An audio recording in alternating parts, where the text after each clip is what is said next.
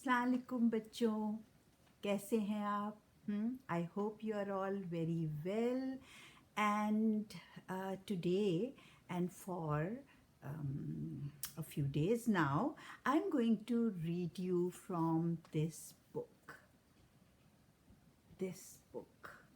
It is called A Velocity of Being. Okay, this is the book. It's a thick book, as you can see, and it has been edited by Maria Popova and Claudia Bedrick. Now, what is velocity? Do you know that? I'm sure you do.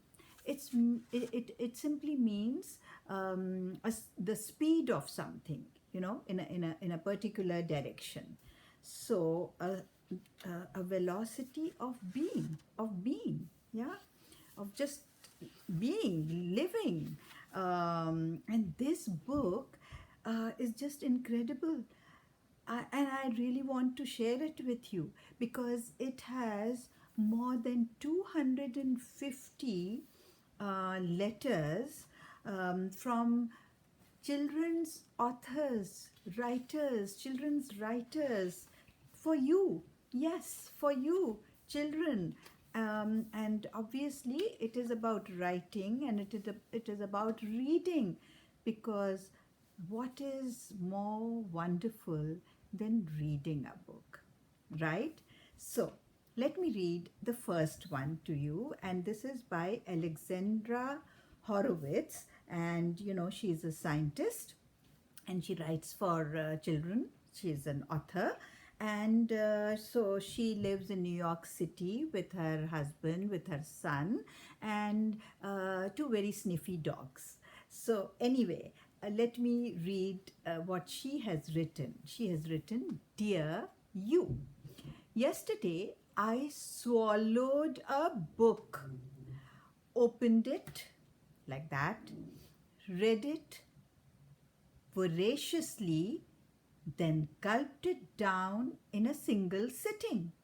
Afterward, I sat very, very still.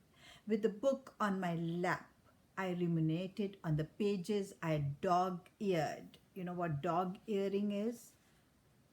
Like that. Remember when you want to, go back to the same page? Sometimes you do that, which is not good. Never dog ear your books. Always put a bookmark in it. Yes. So the phrases I had repeated out loud to myself, I wanted to go back to those. It made me think, and it made me, and makes me, me. My entire life is traced by the books I have read. Books have defined how the world works, sometimes incorrectly, sometimes literally, kept me company, changed my entire career path, and delighted me. A book and the universe within is the touchstone for today, yesterday, and wow, I can't wait to find out what I read tomorrow.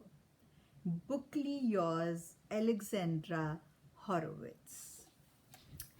So, I must also share with you the illustration because each letter is accompanied by an illustration. And now I will read you one more for today, one more letter, and this is by Laura Brown, and she, she has been writing books for you, and born, like we all are, of physical labor, of sunlight and rain. Laura's stories are born in a war-waging country, written by a war-hating woman. Her poems grow like weeds from the cracks in the asphalt of streets and get hung upside down in the kitchen to dry. So just, enjoy the words, okay? Laura writes, Dear reader, that's you. Did you ever read a sentence you love the way you love your favorite animal? My favorite animal is a lioness. how she doesn't have a mane, the hair that the lion has, but she always has some blood around her mouth, and how the lionesses work together in person, to work together like good friends when they want to kill something. I've never seen a lioness in person, or touched one, or slept in the same bushes where a lioness lives, but I have known since I was a little kid that I love them the most. Sometimes when I'm reading a good book and I'm under a blanket and no one's trying to talk to me, I forget that I'm reading. The tall grass of the story grows up around me, and I'm just another silent creature whose heart beats in that world.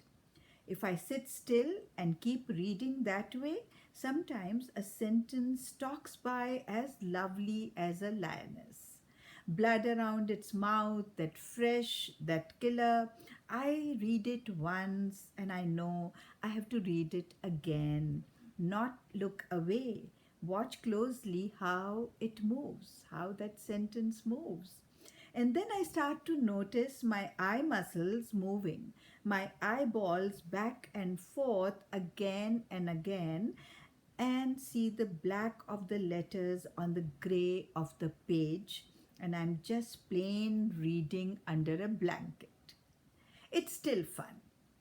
But the reason I read is for the lionesses, for the sentences that pull me in with all their teeth.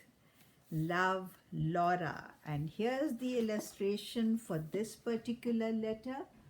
Here, you see that lioness?